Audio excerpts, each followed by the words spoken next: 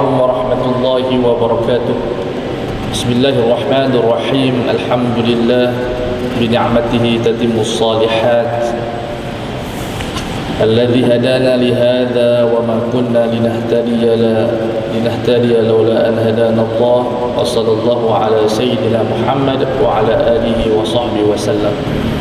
Muslimin muslimat yang dirahmati Allah, pada malam ini dalam masa yang singkat sampai pukul 8 saya akan menguraikan salah satu kata-kata hikmah daripada kitab Imam Ibnu Athaillah Sakandari dalam kitabnya Al-Hikam, jamak ataupun plural kepada hikmah, maknanya kebijaksanaan di dalam berfikir, dalam bercakap, dalam bertindak. Dan kita mengetahui kitab Hikam ini sangat memberi manfaat kepada kita di dalam kita memperbaiki hubungan dengan Allah Azza wa Jalla.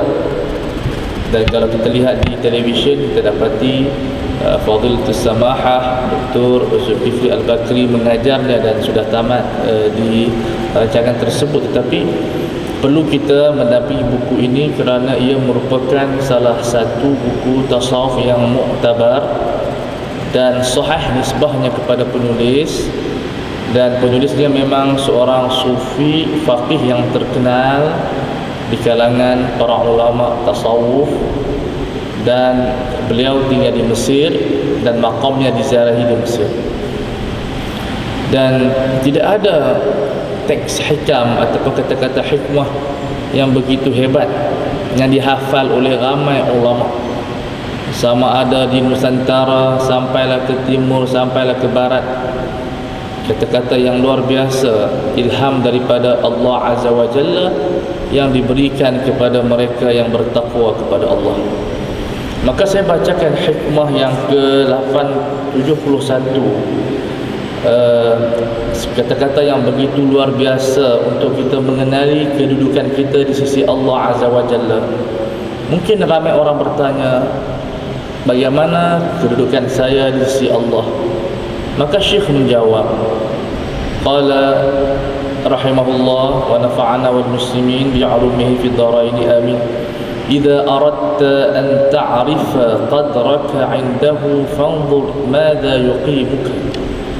Kalau kamu nak tengok kedudukan kamu di sisi Allah, lihat di mana Allah letak kita. Kalau kita di tempat yang baik, itu kedudukan kita. Tetapi kita tidak pernah menghadiri majlis yang baik. Kita entah ke mana, tetapi ingin mendapat tempat di sisi Allah. Jawapannya, tengok di mana tempat kita selalu pergi. Kalau tempat kita baik, insya-Allah disitulah kedudukan kita di sisi Allah Azza wa Jalla. Bagaimana perasaan kita, di mana tempat yang kita suka pergi? Majlis ilmu, majlis tazkirah, sembahyang, zikir, kebaikan, menolong orang, kebajikan, pergi bekerja, mencari rezeki. Kesemuanya melambangkan tempat Allah berikan kepada kita. Tidak perlu kita bertanya kepada orang, saya baik ataupun saya jahat. Tengok di mana Allah dirikan kita. Maka di situ kita dapat menilai kedudukan kita di sisi Allah Azza wa Jalla. Maka kata-kata hikmah ini merangsang kita supaya lebih berusaha mengubah gaya hidup kita dari negatif kepada positif, dari malas kepada rajin. Kita boleh lihat diri kita, adakah kita rajin beribadat, melakukan kebaikan, menyumbang, ataupun kita malas daripada perkara-perkara tersebut. Maka bila kita menganalisa dan memerhatikan diri kita dengan jujur dan amanah, kita mampu melakukan perubahan. Sebab itu penyakit malas adalah penyakit yang dibenci dalam Islam.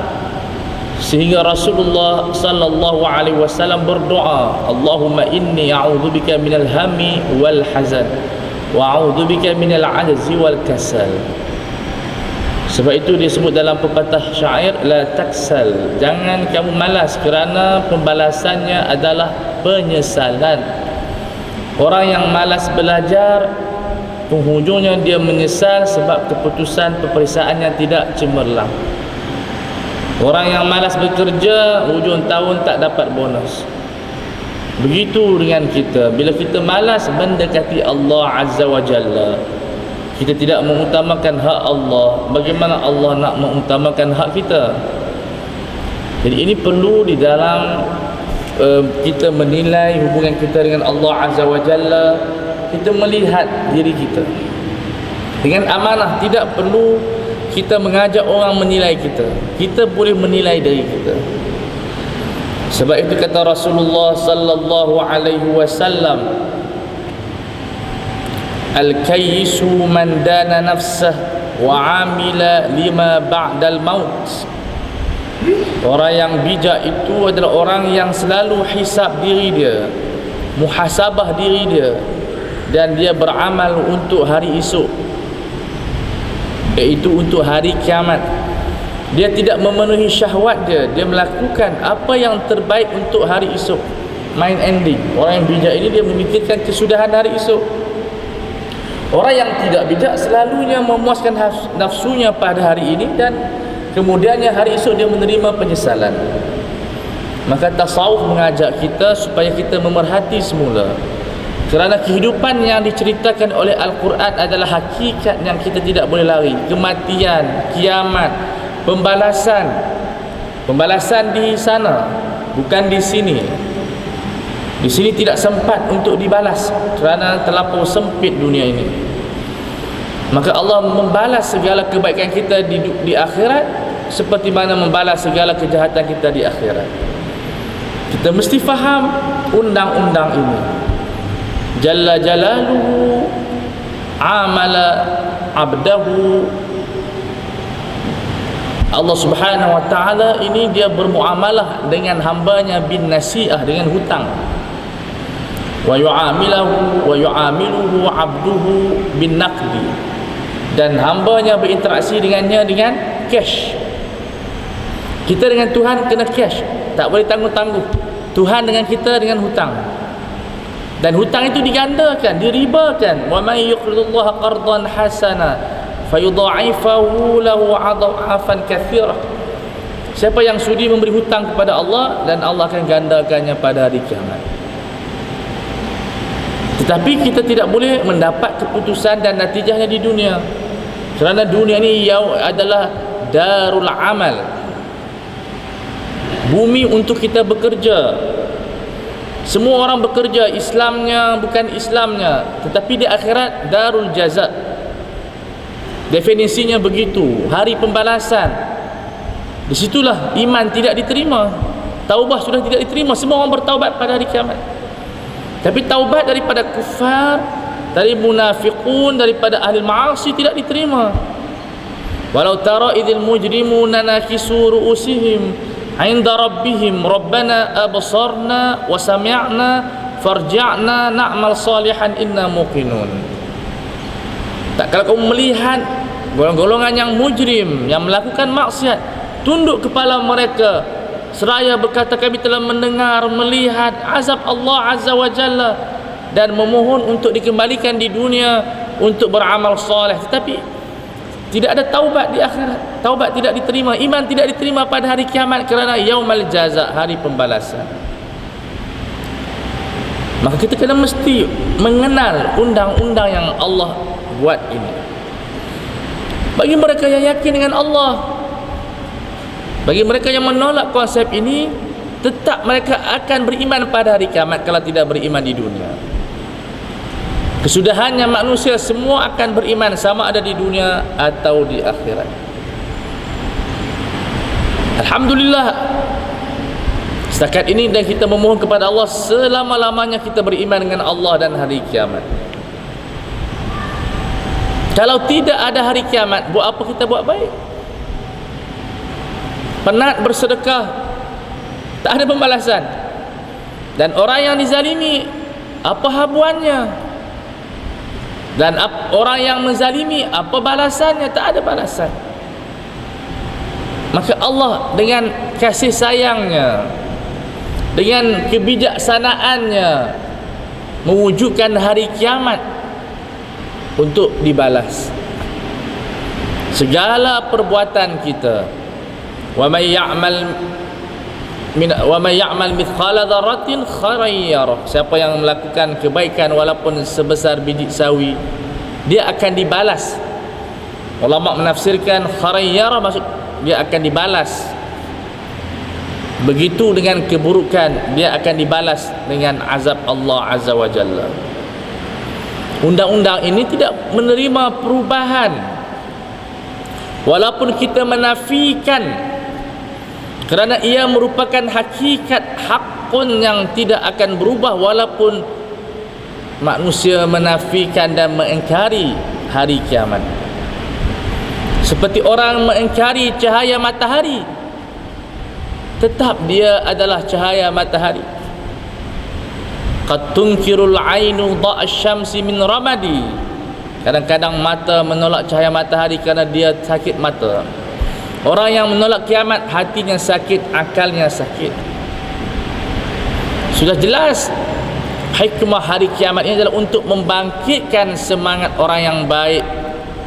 Kerana tak semua amalannya dibalas di dunia dan dilihat hasilnya. Ada orang yang cacat selama-lamanya, yang kesusahan, yang hidup diuji. Begitulah para anbiya diuji dengan sakit. Ada yang dibunuh, ada yang dibuang negeri, dihalau daripada kampung, tetapi mereka tetap menyembah Allah Azza wa Jalla. Tak semua mendapat habuan seperti Nabi Sulaiman ataupun Musa alaihissalam. Isa dikejar dan dibunuh, tapi diselamatkan oleh Allah Azza wa Jalla. Mereka ingin membunuh Isa alaihissalam. Makna kehidupannya bukan kehidupan yang tenang, diuji. Begitu kehidupan kita. Tidak pelik kita di dunia ini tidak diuji. Yang peliknya kalau kita tidak diuji. Hasiban nas ay yutraku ay yaqulu amanna wa hum la yuftanun. Adakah manusia menyangka mereka dibiarkan mengaku beriman dengan Allah sedangkan mereka belum diuji? Am hasibtum an tadkhulul jannah walamma ya'lamillahu alladhina jahadu minkum wa ya'lamas sabirin. Apakah kamu menyangka kamu akan masuk syurga dengan begitu saja sedangkan belum kamu diuji kesabaran kamu? Maka ini hakikat kehidupan. Wa nabluhum bil khairi wasyarr. Kami akan uji mereka dengan kebaikan dan keburukan. Tabarakalladzi biyadihil mulk wa huwa ala kulli syai'in qadir. Alladzi khalaqal mauta wal hayata liyabluwakum ayyukum ahsanu amala. Ujian kehidupan ini Allah akan uji kita siapa yang paling perform untuk melakukan kebaikan dan tindakan. Maka satu benda yang biasa diuji. Diuji dengan kebanjiran, diuji dengan pelbagai ujian. Tetapi musibah itu perlu kita ambil sebagai pengajaran untuk kita tidak mengulang semula. Berapa ramai orang yang diuji tapi tidak belajar daripada ujian tersebut. Sebab itu Allah menempelak golongan ini yang diuji tapi tidak mengambil pelajaran. Awalau yarawna annahum yuftanuna fi kulli amin marratan aw marratain thumma la yatubun wa lahum yadhakkarun. Apakah mereka tidak melihat dan merenung? Mereka diuji pada setiap tahun sekali atau dua kali, kemudian tidak kembali kepada Allah Azza wa Jalla dan kembali kepada Al-Quran Al-Majid dan tidak mengambil pengajaran daripada peristiwa yang berlaku ke atas mereka. Allah menempelak mereka yang tidak belajar daripada sejarah kehidupan, yang telah mengajar kita bagaimana, sebab apa kita gagal, kenapa kita gagal, dan bagaimana kita boleh berjaya. Perlu kita pelajari. Wahum la yadhakkarun, tidak mengambil pelajaran daripada peristiwa yang menimpa mereka, ujian yang menimpa mereka setiap tahun. Sebab itu apa yang berlaku dalam kehidupan kita di Malaysia, daripada peristiwa MH17370, banjir, ke semua peristiwa yang berlaku ini adalah untuk kita belajar untuk kembali kepada Allah Azza wa Jalla. Kalau tidak kembali juga, ini merupakan musibah. Bala merupakan satu tarbiyah Rabbaniyah, tarbiyah daripada Tuhan untuk kita tidak mengulang semula kesilapan kita. Sebab itu para sahabat tewas dalam peperangan Uhud. Sahabat bersama dengan Nabi Muhammad sallallahu alaihi wasallam tewas dalam peperangan Uhud. Tapi untuk apa? Dijadikan sebagai pelajaran yang berguna. Dan apabila mereka bertanya kepada Rasulullah, qalu anna hadha, macam mana kita boleh kalah? Mereka menyoal. Disebutkan Al-Quran, qalu anna hadha, macam mana kita boleh kalah? Allah menjawab, qul huwa min 'indi anfusikum, katakan kekalahan tersebut berpunca daripada diri kamu, bukan daripada musuh. Semua bala yang menimpa kita bukan musuh yang buat, kita yang lemah. Memang musuh melakukan perancangan, tetapi kita yang lemah. Seperti dalam kehidupan kita ada kuman, ada bakteria sentiasa wujud di hadapan kita. Ada yang sakit sebab dalamannya lemah, yang tak sakit sebab kuat. Kita tidak dimudaratkan dengan apa-apa perancangan musuh, tapi kita dimudaratkan dengan kelemahan kita sendiri. Musuh tidak mampu mengatasi umat Islam, tapi umat Islam yang meruntuhkan kekuatan mereka. Ini adalah problem yang perlu kita renungi. Kemudian teks yang seterusnya,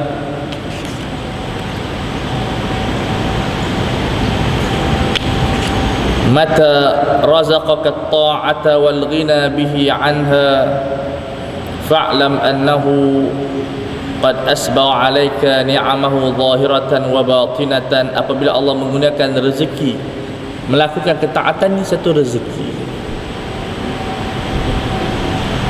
satu rezeki yang Allah berikan untuk kemuliaan kepada kita, dan kita seronok dengan ketaatan tersebut, maka itu nikmat yang dikurniakan kepada Allah luar dan dalam. Ibadat yang diberikan kepada kita, rezeki untuk kita bersyukur di atas nikmat Allah Azza wa Jalla, merupakan hadiah daripada Allah Azza wa Jalla. Sebab itu hidup ini adalah berfikir. Hidup ini merupakan renungan. Apa yang kita lakukan setiap hari ini perlu direkod, perlu kita teliti. Kenapa kita jadi begini? Kenapa hari ini kita stres? Kenapa kita ini tidak menjadi? Kesemuanya ada asbab.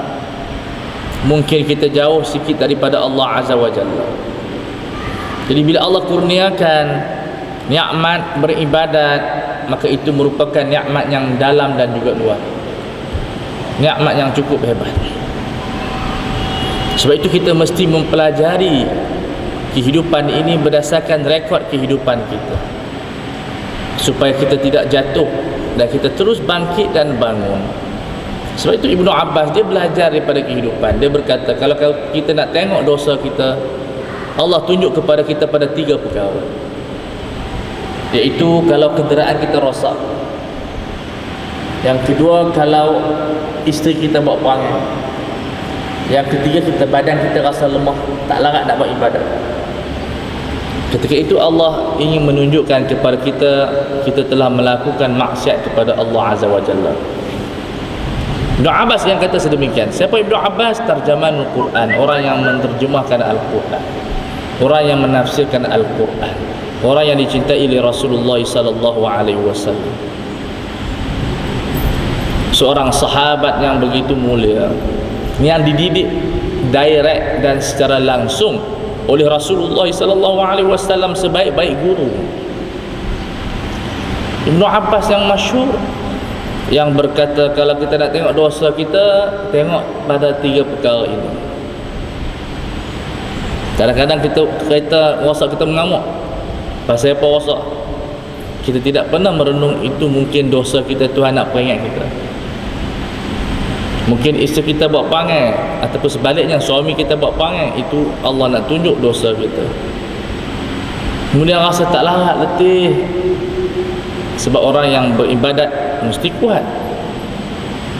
Pernah kita lihat seorang tua di masjid umur 70 tahun, jalannya bongkok tapi setiap waktu datang masjid. Makna kuat. Orang yang melakukan ketaatan ini kuat, tetapi remaja umur 12, 15 tahun tak mampu nak sembahyang, maknanya lemah. Ketaatan membina kekuatan. Mana mungkin nak bangun subuh awal kalau kita lemah, mesti kuat. Maka inilah renungan-renungan supaya kita belajar untuk diri sendiri, untuk menyelamatkan diri kita daripada azab Allah. Wa man syakara fa innama yashkuru li nafsi. Siapa yang bersyukur, yang menghargai dirinya, yang melakukan ibadat, dia berterima kasih kepada dirinya. Bukan dia melakukan, kita katakan, satu benda yang menguntungkan Allah. Ketaatan kita tidak menguntungkan Allah, seperti mana maksiat kita tidak merugikan Allah. Allah tidak berhajat kepada ketaatan kita. Kita yang berhajat melakukan ketaatan kepada Allah. Ya ayuhan nas antumul fuqara ila Allah. Wahai manusia, kamu berhajat kepada Allah. Allah tidak berhajat kepada kamu. Ini perkara yang penting kita fahami. Jangan kita merasakan ibadat kita yang banyak menguntungkan Tuhan, sedikit tidak menambahkan ketuhanan Tuhan. Tuhan adalah Tuhan. Ibadat yang kita buat untuk diri sendiri, itu saja. Untuk keselamatan kita, untuk kebaikan kita. Jadi siapa yang buat baik, dia membela diri dia, bukan dia membela Allah Azza wa Jalla. Seperti orang yang melakukan maksiat, sedikit tidak meruntuhkan kuasa Allah. Allah tetap Allah. Ar-Rabbu Rabbun, Tuhan tetap Tuhan. Wal abdu abdun, hamba tetap hamba, walaupun dia sebesar mana pangkatnya, tidak mengeluarkan dia hamba kepada Tuhan. Hatta Fir'aun yang kata ana rabbukumul a'la, aku ini Tuhan, tetap dia hamba. Apa maknanya? Dia mati juga. Di mana tempat mereka yang bermegah-megah, yang berkuasa, akhirnya di tempat yang kecil, yang hina, yang gelap, yang hanya muat untuk badan mereka, yang tidak ada aircon, yang tidak ada kipas, yang kepanasan, yang bersendirian. Itu hakikat yang kita lihat daripada sejarah orang-orang terdahulu. Besar rumahnya, semua orang hormat, tetapi matinya sudah menyebabkan orang dah lupa, tak ada makna. Ini hakikatnya, hakikat yang perlu kita sedar. Qul innal mauta tafirruna minhu fa innahu mulaqikum. Katakan mati yang kamu nak lari, dia cari kamu, masalah dia. Kalau kita cari mati, tak ada masalah. Masalah mati cari kita. Dan mati tidak mengenal usia. Jangan kita perasan orang muda tidak meninggal, orang sakit tidak boleh hidup panjang, dan orang sihat tidak boleh mati. Berapa ramai orang yang terlantar di hospital 30-40 tahun masih hidup, dan orang yang sihat bermain di waktu pagi dan petang, esok ajalnya sudah tiba. Seperti kata penyair, kam min saqimin asha hina min ad-dahri, kam min sahihin mata min ghari illatin, wa kam min fata amsa wa asbaha lahiyan wa qad usjat akfanuhu wa huwa la yadri. Berapa ramai orang yang sakit hidup lama, sakit hidup lama, anak-anak meninggal, dia sakit lagi. Lepas tu anak meninggal, dia hidup lagi dalam keadaan yang sakit. Doktor yang rawat dia pun mati juga, dia hidup lagi. Dan berapa ramai orang yang sihat mati tanpa sakit. Berapa ramai remaja di waktu pagi dan petang berseronok, dia tidak sedar kain kafan sedang dijahit untuk dia. Ini haqaiq yang mungkin kita berasa aman. Okeylah, sihat, kita pergi medical check up, tak ada apa, darah tinggi pun okey, jantung pun okey. Kita tidak tahu mati amat dekat dengan kita. Idza kana al-mautu akhira hayat al-hayah fasawa'un qasiruhu wa tawil. Kalaulah penghujung hidup kita ini adalah mati, pendek atau panjang sama sahaja. Sebab itu Umar bin Khattab dia tulis, setiap hari kita mendengar si fulan mati, si fulan mati. Sudah pasti suatu hari nanti orang akan menyatakan mata Umar telah mati. Saya yang kita dengar, hari ini sepupu kita meninggal, esok dua pupu kita meninggal, lusa kawan kita meninggal. Kesian si fulan, kesian si fulan. Satu hari nanti orang akan sebut Fawaz meninggal, Muhammad meninggal. Ini realitinya. Suka atau tidak suka, inilah kebenarannya. Pada saat kita sedih menyemayangkan jenazah sahabat kita, begitulah kita akan berada di sini juga. Inna lillahi wa inna ilaihi raji'un. Ini haqaiq yang kita tidak boleh lari dan perlu kita melakukan persediaan. Tazawwadu, berbekallah. Atarda an takuna rafiqa qaumin wa hum bizadin wa anta bighairi zadin. Kamu redakah kalau kamu berjalan dengan satu kaum, kamu tidak ada bekalan, mereka ada bekalan. Ketika mana pada hari kiamat, di sana ada kaum yang mau bekalan takwa yang begitu banyak, kita kemiskinan. Ini yang perlu kita renung. Renungan ini bukan kepada dua tiga pihak, semua orang. Saya, tuan-tuan dan puan-puan, orang di rumah, sama ada sedar ataupun tidak sedar, inilah hakikat dunia yang kita tidak boleh lari. Aina ma takunu yudrikumul mautu walau kuntum fi burujin musyayyadah. Di mana kamu berada, di timur, di barat, di utara, di selatan, mati akan menemui kamu walaupun kamu berada dalam bangunan yang cukup kuat untuk ditembusi. Sebab itu tidak ada masalah sama ada tua ataupun muda. Rubba ittasa'a umrun, kemungkinan umur kita panjang tapi sedikit berkat hidup kita. Iktibar bukan pada umur panjang atau pendek, kesian dia mati muda, tapi pada ahli syurga, apa masalah? Dan kemungkinan umur kita pendek tetapi diberi taufik oleh Allah Azza wa Jalla. Kathiratun amdaduhu, banyak taufik daripada Allah. Imam Syafi'i umurnya 54 tahun meninggal, tetapi namanya masih disebut sampai sekarang ini. Fir'aun umurnya panjang tetapi dilaknat oleh Allah. Imam Nawawi umurnya meninggal 45 tahun, sampai sekarang ni orang baca buku dia. Bukan kiraan pada umur pendek dan panjang, tetapi kualiti yang kita lakukan. Itu bagi pemikiran seorang soleh. Maka kita perlu mempertingkatkan bukan setakat ibadat, keazaman, akhlak kita, takwa kita, sumbangan kita. Kerana Allah menyebut sanaktubu ma qaddamu wa atharahum, kami akan tulis sumbangan kamu dan kesan sumbangan kamu. Untuk kita ditulis amalan-amalan kita, tinggalkanlah kesan amalan kita. Derma, buat wakaf, mengajar ilmu, menyumbang, menolong, nama kita akan disebut bukan untuk dipuji tetapi untuk didoa. Imam Syafi'i kita selalu sebut nama dia rahimahullah, mudah-mudahan Allah merahmati dia. Doa untuk Imam Syafi'i bersambung pada setiap waktu. Takkan kita tak nak macam tu. Mudah-mudahan apabila kita mati kelak, ada juga orang yang mendoakan kita. Ada orang sudi menyembayangkan jenazah kita. Bayangkan dahulu pengikut kita berpuluh-puluh ribu, beribu-ribu, masa mati mereka lari daripada kita. Ini yang perlu kita renungkan. Kemudian Syekh berkata lagi pada hikmah yang seterusnya, ada waktu sedikit.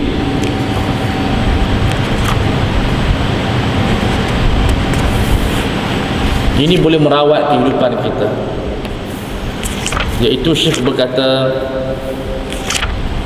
la tatrukidz dzikra li'adami hudurika ma'allahi fih. Jangan disebabkan kamu tidak khusyuk, kamu meninggalkan zikir. Ini penipuan syaitan. Ya, kita bermula dengan zikir tidak khusyuk, lalai, mulut berzikir, hati tidak berzikir. Tak apa, itu permulaan. teruskan zikir. Mudah-mudahan lianna ghaflataka an wujudi dzikrihi ashaddu min ghaflatika fi wujudi dzikrih. Karena kamu ini kalau tidak berzikir lebih teruk daripada orang yang berzikir tetapi lalai. Dahlah tidak ingat Allah, mulut pun tidak ingat Allah. Itu lebih teruk daripada orang yang tidak langsung berzikir. Paling kurang bila kita berzikir, kita tak mengumpat, kita tak kata kepada orang. Jadi bermulalah kehidupan kita dengan zikir. Kemudian zikir itu akan berpindah kepada khusyuk, insya-Allah, dengan perasaan tenang, insya-Allah, pada waktu yang Allah akan berikan kepada kita. Sebab itu Allah menyebut dalam Al-Quran, walladzina jahadu fina lanahdiyannahum subulana. Orang yang sentiasa berjuang. Berjuang apa? Memulihkan diri dia, untuk membersihkan dirinya. Allah akan beri jalan kepada dia. Innallaha yuhibbut tawwabin wa yuhibbul mutatahhirin. Allah suka kepada golongan yang cuba membersihkan dalaman dia. Inilah ilmu tasawuf, tuan-tuan dan puan-puan. Inilah ilmu yang begitu lembut, soft, yang begitu memberi kita sentuhan hati, tanpa ada hukuman di sana. Tak ada penjara, tuan-tuan dan puan-puan. Tak ada denda wang, tak ada rotan, tetapi kesedaran dalaman. Aslul maksiyati al-ghaflah. Asas maksiat itu bila kita lalai daripada Allah Azza wa Jalla. Semua maksiat yang berlaku di dunia ini dalam keadaan kita tidak ingat kepada Allah. Kita memang sibuk membincangkan isu kenaikan harga, kenaikan taraf hidup, rumah yang tinggi. Betul, tak apa, tak salah. Tapi jangan lupa satu isu yang besar, ramai manusia lalai daripada Allah. Pemimpinnya, rakyatnya, pendakwah atau pendakwah. Mungkin saya menyebut nama Allah, tetapi kita lalai daripada Allah. Perkara ini semua orang perlu merenung. Bukan kepada atasan sahaja, tetapi semua orang bertanggungjawab untuk merenung dirinya. Adakah dia menuju kepada Allah Azza wa Jalla? Mungkin di tempat-tempat mesyuarat ataupun di parlimen membincangkan isu hangat tentang kehidupan, tetapi satu perbincangan yang tidak dibincangkan, isu orang lalai kepada Allah, tak pernah dibincangkan. Sedangkan Allah sebut dalam surah yang mana Allah berfirman, wala takunu kalladzina nasullaha fa ansahum anfusahum ulaika humul fasiqun. Janganlah menjadi orang yang lupa Allah. Jangan jadi orang yang lupa kepada Allah, kerana Allah akan menghukum kita lupa diri kita, tak kenal diri kita dan tidak kenal fungsi kita. Ini muskilah, penyakit yang berbahaya apabila orang lupa kepada Allah Azza wa Jalla. Dan apa hukumannya? Allah menjadikan kita lupa pada diri sendiri. Maka terjadilah apa yang terjadi yang dan kita lihat. Jadi saya rasa setakat itu dulu, tuan-tuan dan puan-puan. Mudah-mudahan sedikit daripada bacaan kitab hikam ini, tuan-tuan dan puan-puan, yang perlu kita miliki, yang selalu kita baca. Saya belajar buku ini, tuan-tuan dan puan-puan, sejak daripada umur 19 tahun, tapi sampai sekarang ni tak jadi baik pun. Tapi kita cuba nak perbaiki diri kita. Kita cuba nak pulih diri kita, sebab tak ada jalan yang lain. Kita hikam yang disyarahkan oleh ulama, saya ingat belajar di Mesir dulu dengan hampir 3 orang guru di sana. Tapi sampai sekarang hati belum bersih juga. Tapi kita mencuba sehingga Allah Subhanahu wa taala memurniakan kepada kita. Buku yang penuh dengan kata-kata hikmah, kata-kata perangsang, memulihkan hubungan kita terhadap kefahaman Allah Azza wa Jalla. Mungkin kita tidak mengenali Tuhan dalam bentuk kelembutannya. Dengan membaca buku ini kita dapat mendekati Allah dengan kefahaman kita. Mengenal Allah adalah destinasi yang sangat jauh.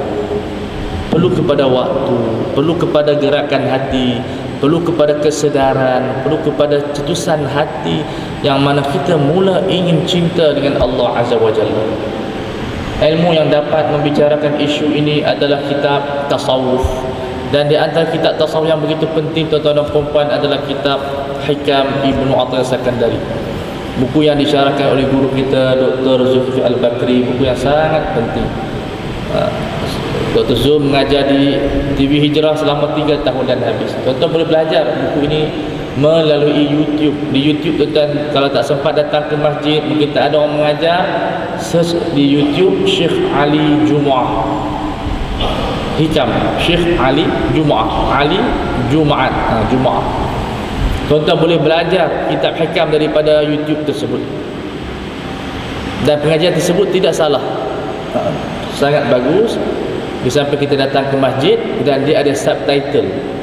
Dia syarah yang Arab, tapi tuan-tuan boleh tengok dia punya terjemahan dari bawah.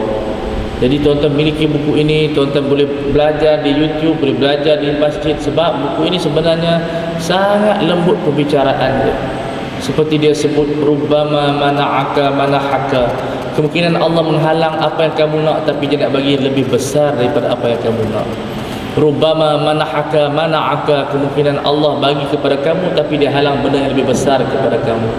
Jadi kita faham, subhanallah, hidup ini kadang-kadang Allah tarik, kadang-kadang Allah beri, kadang-kadang Allah tangguh. Tapi hikmahnya adalah untuk mengembalikan kita kepada Allah Azza wa Jalla.